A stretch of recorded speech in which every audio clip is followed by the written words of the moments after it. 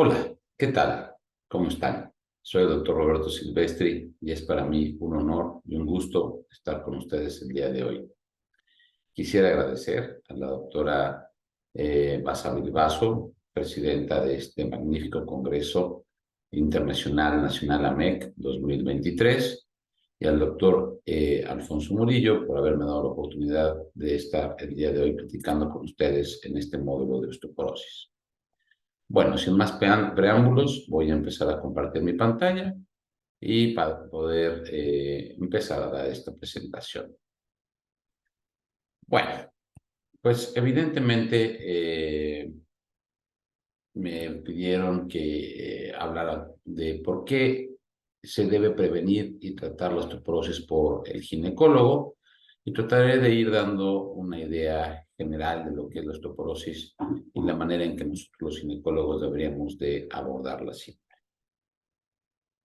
Me confieso sin conflicto de interés. A mí me encuentro en la Ciudad de México, en el Instituto Nacional de Perinatología. Será para mí un honor y poder ayudarlos en lo que fuera necesario. Pues bueno, indudablemente, pues cuando se habla de osteoporosis, pues hay que tener claro lo que es la osteoporosis. Y es una enfermedad crónica, degenerativa, progresiva y sistémica. Esquelética, evidentemente, en donde existe una baja masa ósea que va a ocasionar una alteración en la microarquitectura ósea y que en consecuencia dará fragilidad esquelética. Esto, evidentemente, es sumamente importante porque entonces nos está hablando de dos cosas fundamentales: una alteración en la microarquitectura con mayor riesgo de fragilidad. Los Institutos Nacionales de Salud de Estados Unidos determinan a través de esta definición dos condiciones importantes. Primero, que es una condición del desorden esquelético caracterizado por un compromiso de la fortaleza del hueso y una predisposición aumentada del riesgo de fractura. Y aquí estamos hablando entonces de la fortaleza ósea, pero esta fortaleza ósea debemos de saber que está integrado por dos grandes factores, que es la densidad ósea y la calidad ósea, que son cosas totalmente distintas. Cada una de ellas representa un porcentaje para dar la fortaleza del hueso. Es por eso que esta definición de la OMS a través de la densidad mineral ósea ha quedado totalmente superada ya. En ella, si ustedes recuerdan, se realizaba una densidad mineral, se medía la densidad mineral ósea a través del densitómetro, y si tu hueso se encontraba en una densidad de menos 1.0, se consideraba normal. Baja masa ósea o bien osteopenia de -1 a -2.5, osteoporosis -2.5 hacia abajo, osteoporosis grave menor de 2.5 con cualquier fractura por fragilidad. Sin embargo, esta definición no está tomando en cuenta, evidentemente, el factor fundamental de la fortaleza ósea, que es, evidentemente, la calidad ósea. Sí, la densidad ósea, más no la calidad ósea. Y bueno, cuando hablamos de epidemiología, pues vemos que la osteoporosis es la enfermedad ósea más frecuente, que se presenta en el 25% de las mujeres mayores de 50 años, con una incidencia anual de fractura de cadera del 6% en personas mayores de 60 años. En este lindo estudio realizado en México, que es el estudio Lagos, se puede observar que las mujeres mexicanas mayores de 50 años tienen osteoporosis en la columna lumbar en un 17% y en el fémur en un 16%. También sabemos que la primera fractura que se presenta, que es la más precoz, es la de muñeca, de ahí alrededor de los 66 años, de ahí la fractura vertebral alrededor de los 74 años, y la fractura de cadera, que es mucho más posterior, entre los 80 y 85 años. La mortalidad aguda por las fracturas de cadera es del 5% en los primeros 3 meses, y puede incrementarse hasta el 20% durante el primer año. Y bueno, pues aquí viene la gran crisis de la atención de las pacientes con osteoporosis, que es el subdiagnóstico y el subtratamiento. Se dice que existen más o menos 200 millones de mujeres en el mundo que tienen osteoporosis, Cada una de estas muñequitas que vemos en la gráfica corresponde a 2 millones de mujeres. En la parte superior vemos 100 muñequitas, por lo tanto 200 millones de mujeres. Menos de una de cada 5 mujeres tienen el diagnóstico de la osteoporosis, o sea que solamente tendríamos algo así como 20 millones de mujeres que realmente saben que tienen osteoporosis.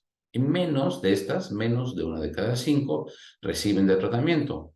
Por lo tanto, solamente tendremos 8 millones de mujeres que estarán recibiendo tratamiento para la osteoporosis.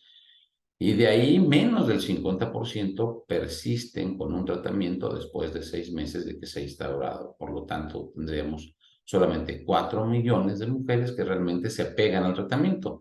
Y el apego del tratamiento es la parte fundamental en la que todos los médicos deberíamos estar sumando siempre para evitar unas futuras fracturas por fragilidad a posteriori. En México, una de cada 4 personas padece osteoporosis u osteopenia. Después de los 50 años, una de cada 3 mujeres y una de cada 5 hombres tendrán una fractura secundaria de osteoporosis. Después de una fractura de cadera, como habíamos dicho, la mortalidad al siguiente año es del 20 al 25, del 23 al 30%, y es mayor en los hombres que en las mujeres. El tratamiento de la osteoporosis y sus fracturas se estima en $377 millones anuales.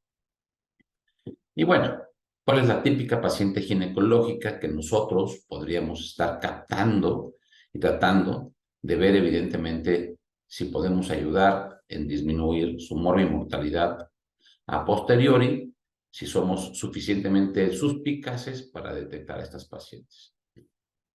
Entonces, estas pacientes ginecológicas son las que nosotros vemos, son usualmente mujeres jóvenes entre los 45 y 55 años, con el antecedente de familiar de alguna fractura osteoporótica. Podemos identificar a estas mujeres que tienen baja masa ósea y así poder disminuir, evidentemente, el riesgo de fractura.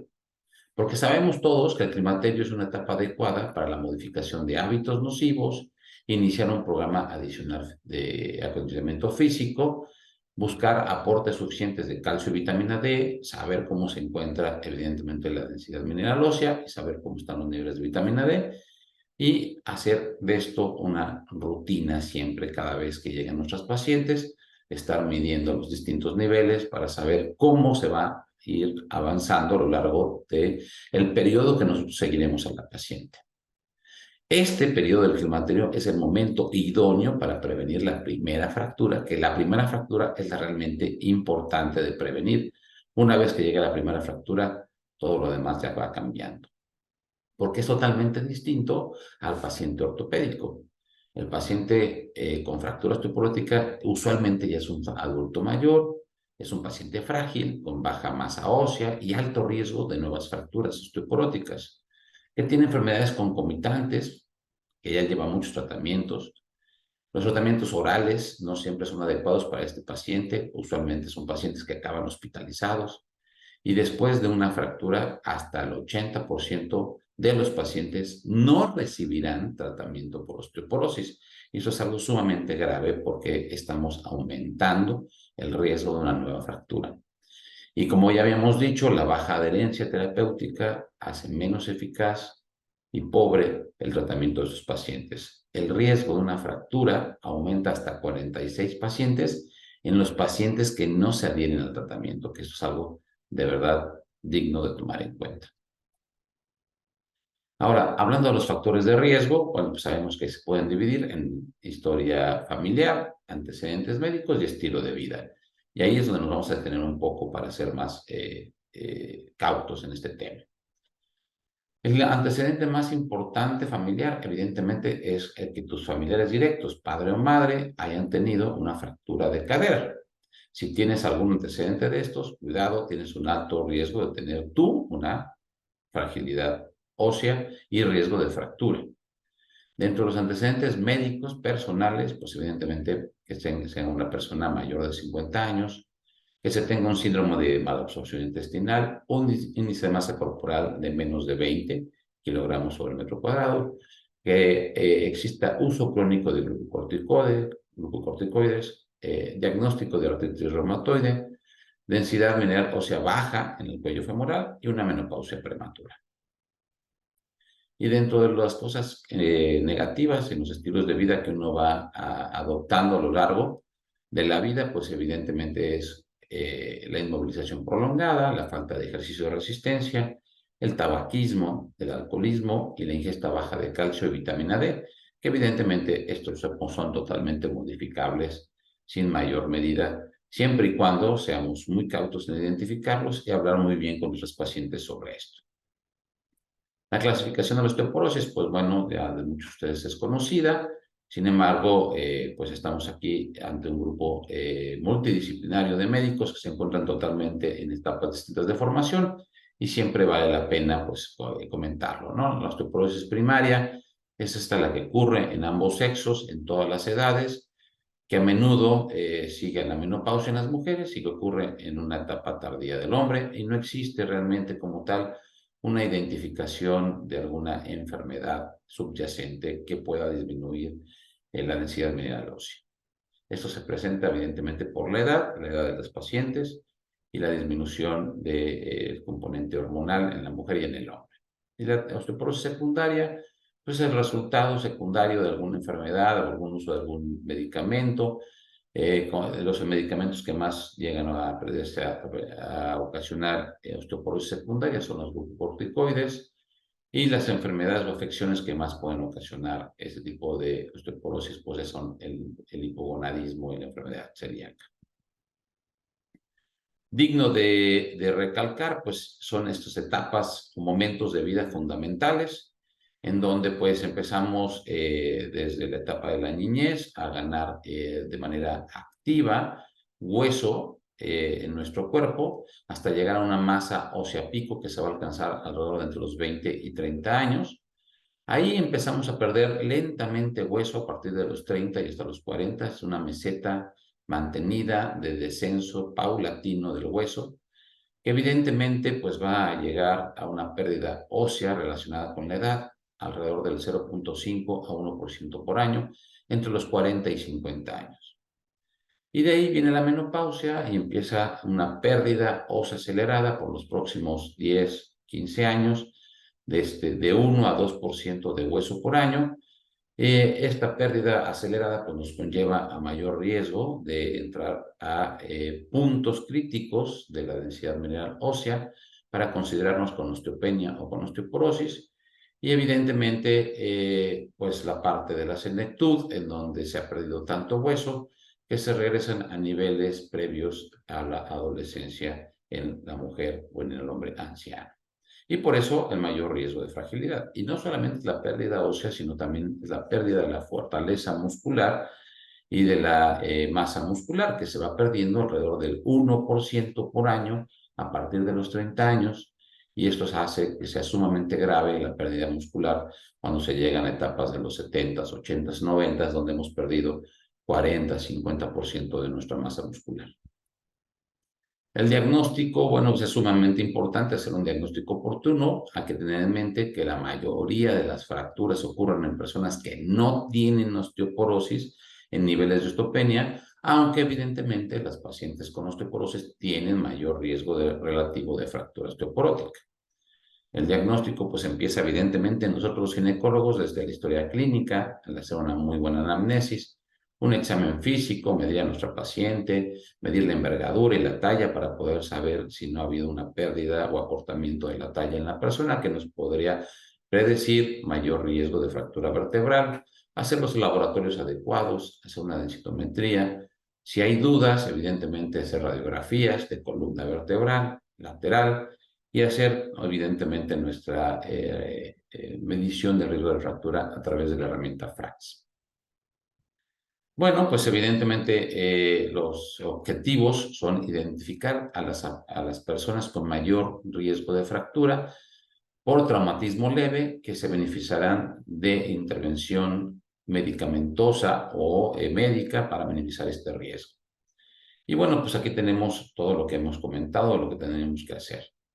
Dentro de los factores clínicos más importantes es saber si la edad de la paciente, la edad avanzada, tiene mayor riesgo de fractura, si hay una fractura previa en la persona o el antecedente de fractura previa, si ha utilizado los glucocorticoides a largo plazo, un peso menor de 58 kilogramos, historia en los padres de fractura de cadera, tabaquismo o alcoholismo personal y qué tipo de raza eres. Dentro de los laboratorios que se deberían de pedir siempre en el estudio inicial de la paciente y posteriormente según como sea necesario, pues son estos, una biometría hemática, medir la velocidad de sedimentación globular, una PCR, medir el calcio, el fosfato, la fosfatasa alcalina, la creatinina, el perfil hepático, perfil tiroideo y un perfil renal. Hace una medición de vitamina D, de calcio, o sea, tener unos anticuerpos para medir, saber si hay una enfermedad celíaca en caso de que exista la sospecha, y los marcadores de recambio óseo, que aunque pueden ser útiles, usualmente no se piden de rutina en todas las pacientes. Y bueno, pues hay que tener en mente que una vez que se tiene todo esto, podemos evidentemente hacer nuestras mediciones del riesgo de fractura a través de la herramienta FRAX, que esta es una calculadora que estima la probabilidad a 10 años de fractura de cadera o fractura osteoporótica mayor combinadas con o sin la información que nos va a dar una densitometría ósea. Entonces, esta es la herramienta FRAX que ustedes van directamente y colocan aquí en cualquier buscador de su computadora FRAX, herramienta de cálculo de fractura, y les va a salir esta página que les va a llevar a la Universidad de Sheffield. Y pueden ustedes seleccionar el grupo étnico de su paciente, si es mexicana o tiene alguna otra nacionalidad, pueden seleccionarlo y así tendrán ustedes esta probabilidad de fractura a 10 años. Y más o menos podremos decir que cualquier paciente que tenga una fractura de menos del 10%, pues vamos a considerarlo de bajo riesgo, con un moderado riesgo cuando este riesgo sea entre 10 a 20% para fractura osteoporótica y alto riesgo cuando se tenga más del 20% para cualquier fractura osteoporótica o más del 3% para fractura de cadera. Y estas son las cosas que se van a estar analizando en la herramienta FRAX. Hagamos un ejercicio para que sea mucho más claro. Entonces, ustedes pueden digitar el nombre de su paciente en la parte superior. La edad la pueden poner ya sea en edad cumplida o por fecha de nacimiento y evidentemente les da el cálculo de la herramienta. Colocar si es hombre o mujer, poner el peso en kilogramos, poner la estatura en centímetros y evidentemente tachar el lado correcto, si se tiene o si no se tiene, una fractura previa, padres con fractura de cadera, si es fumador activo, si es consumidor de glucocorticoides, si ha tenido diagnóstico de artritis reumatoide, si existe algún diagnóstico de osteoporosis secundaria, si hay una ingesta mayor de 3 copas de alcohol por día o si se tiene, colocar la densidad mineral ósea del cuello femoral, que hay varias opciones para colocarlo, tanto en T-score como en gramos sobre centímetro cuadrado, que será seleccionado dependiendo de lo que ustedes tengan en su densitometría ósea. Una vez que han hecho todo esto, le colocan calcular y van a ver que en esta paciente, que es relativamente sana, es una paciente no obesa de 67 años, pues tiene un riesgo de fractura mayor osteoporótica de 5.1 a 10 años y de fractura de cadera de 0.8, por lo tanto, tiene un riesgo menor del 10%, estaría dentro del grupo de bajo riesgo de fractura osteoporótica. ¿De acuerdo? No sería necesario iniciar tratamiento. Pero esta misma paciente, si nosotros hacemos dos cosas totalmente distintas, poner que es fumadora activa y bajarle el T-score, ¿se acuerdan que estaba en menos 1.3? Ahora se lo bajamos a menos 2.3. Todavía no estaría en el grupo de osteoporosis, pero estaría cerca de la osteoporosis. Pues veríamos evidentemente que esta es una paciente con alto riesgo de fractura de cadera. Por lo tanto, esta paciente sí ameritaría de tratamiento, que tendremos aquí 3.7% de riesgo de fractura de cadera a 10 años. La densitometría pues es una herramienta indudablemente eficaz para poder determinar algunos grupos que deberíamos siempre de tratar. Habría que hacerla siempre a todas las mujeres mayores de 65 años y a las mujeres posmenopáusicas menores de 65 años con factores clínicos de riesgo de fractura. Es el método más utilizado para medir la densidad ósea, proporciona mediciones muy precisas en sitios esqueléticos clínicamente relativos, que serán evidentemente la columna dorsal, la columna lumbar vertebral y evidentemente la cadera. El tema es que es una máquina usualmente muy grande, muy costosa, que dificulta en muchas ocasiones tenerla en todas partes. Utiliza radiación ionizante, aunque esta es una dosis muy baja, por lo cual es bastante segura, tanto para la paciente como para el técnico, que estará a 2-3 metros de distancia de la máquina. Él estará haciendo todos tus estudios. Existen otros equipos que también pueden medir la densidad ósea, como la tomografía computarizada cuantitativa, la ecografía cuantitativa de talón, el DEXA periférico, la absorcionometría radiológica y evidentemente algunas otras técnicas periféricas que ahorita pues no vale la pena comentar.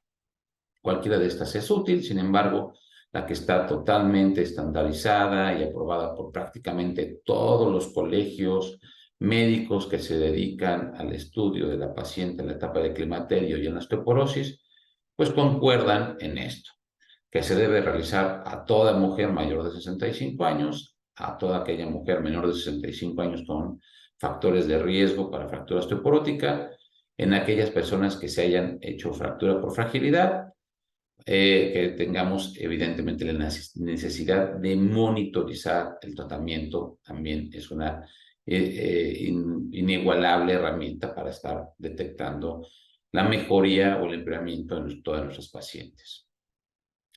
El tratamiento, pues evidentemente va desde la dieta, cambios en el estilo de vida, realizar ejercicio, suplemento y fármacos. Voy a tocar rápidamente algunos de ellos. Mis compañeros en este módulo de osteoporosis tratarán los tratamientos farmacológicos, yo me enfocaré en esto. La dieta, pues evidentemente tener buena cantidad de ingesta diaria de potasio y magnesio, porque equilibra el metabolismo ácido básico y el metabolismo del calcio en el hueso. Podemos pensar que una ingesta adecuada de vitamina C, vitamina K y antioxidantes sería algo fundamental en todas nuestras pacientes, porque inhibe la actividad osteoclástica y estimula la formación de colágeno y matriz ósea. Y obviamente una dieta rica en fibra, porque disminuye los niveles de glicemia e inhibe la hiperinsulinemia, por lo que previene la pérdida de calcio urinario. Tenemos que favorecer, pues evidentemente, todos estos alimentos, la leche, que tiene más o menos 300 miligramos de calcio, los jugos de naranja, la leche de soya, el yogur. Ahí pueden ver ustedes todos los miligramos de calcio que tiene cada uno de estos alimentos, y que más o menos cada una de las porciones de ellos aportará entre 250 y 300 miligramos de calcio al día. Favorecer estilos de vida saludable, pues dejar de fumar siempre es fundamental si uno quiere encontrar el justo equilibrio para la salud. Asesoramiento sobre la prevención de caídas, que un poquito más adelante hablaremos de ello. Evitar el consumo excesivo de alcohol, evitar los fármacos que aumentan la pérdida ósea y hacer ejercicio al menos 30 minutos 3 veces al día por semana.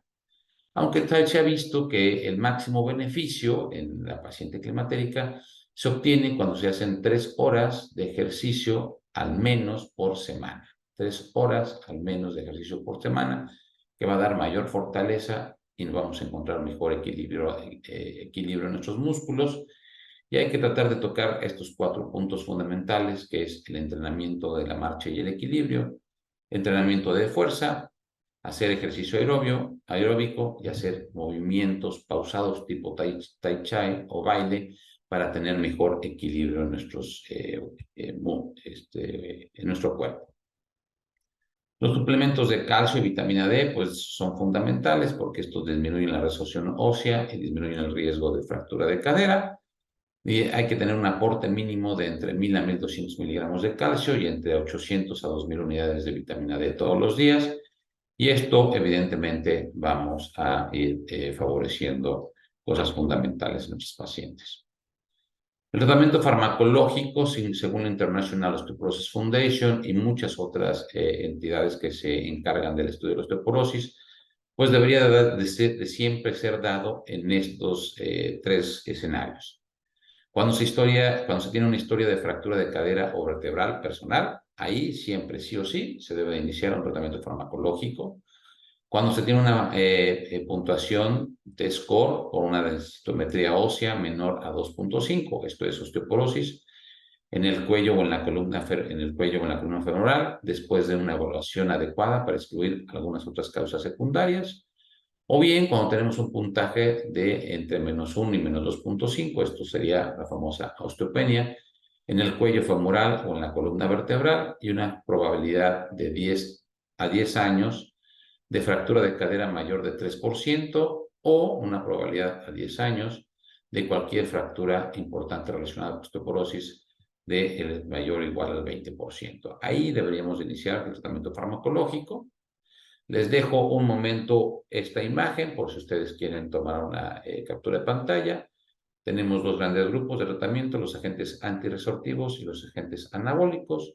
No me voy a detener en el tratamiento específico porque tendremos dos pláticas sobre este tema fundamental, que sería el tratamiento de los pacientes de alto riesgo y de muy alto riesgo de fractura osteoporótica, que lo van a tratar posteriormente a mí. Y algo en el que sí me voy a detener un poco es la prevención de las caídas. De pronto olvidamos nosotros los ginecólogos que debemos de tener un entorno seguro para todos nuestros pacientes, en casa, para todo el mundo, y esto evidentemente evitará la caída que generará por consiguiente la primera fractura o las fracturas osteoporóticas. Necesitamos mantener una luz adecuada en casa día y noche. Esto es súper importante. Revisen cómo están sus ambientes, no debe de estar oscuros en ningún momento. El piso, pues hay que quitar todos los tapetes, hay que asegurar el piso si tienes tapetes, quitar cualquier obstáculo del piso que pueda hacer que caiga alguna persona. Mucho cuidado con las mascotas generan muchas caídas en la gente anciana. No hay que encerrar evidentemente los pisos, hay que quitar cualquier cosa de las partes superiores de la casa que se necesite usar un banco de altura, porque evidentemente la gente mayor quiere sacar las cosas de la parte superior, no las alcanza, trae un banquito que usualmente es inestable y ahí es donde pues se empieza a generar el mayor riesgo de las caídas.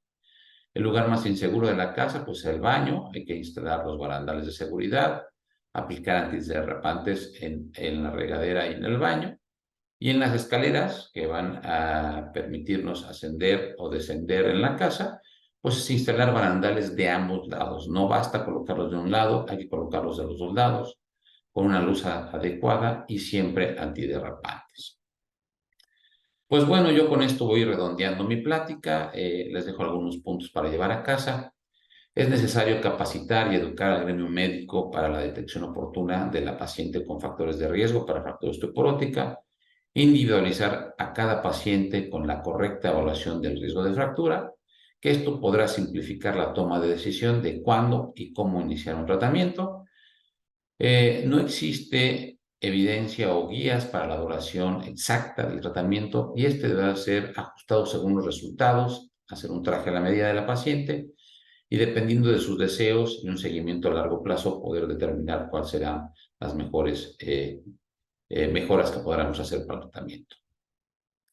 La prevención de la osteoporosis es más sencilla y económica que su tratamiento. Este va a poder mejorar la calidad y la cantidad de vida de nuestros pacientes.